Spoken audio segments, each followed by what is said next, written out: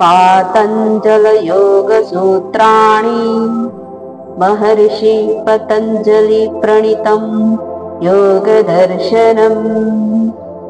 अथ प्रथमोऽध्यायः समाधिपादः। अथ योगानुशासनम्। योगश्चित्तवृत्तिनिरोधः। तदा दृष्ट्युः स्वरूपेव स्थानम् वृत्तिसारूप्यमितरत्र।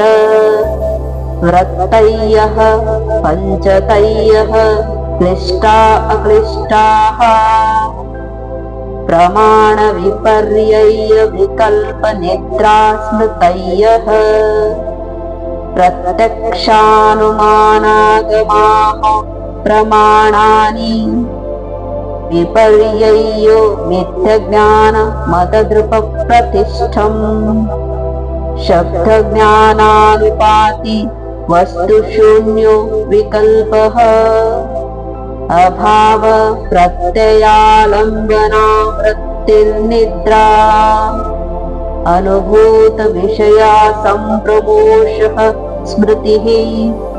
अभ्यासवैराग्याभ्यां तन्निरोधः।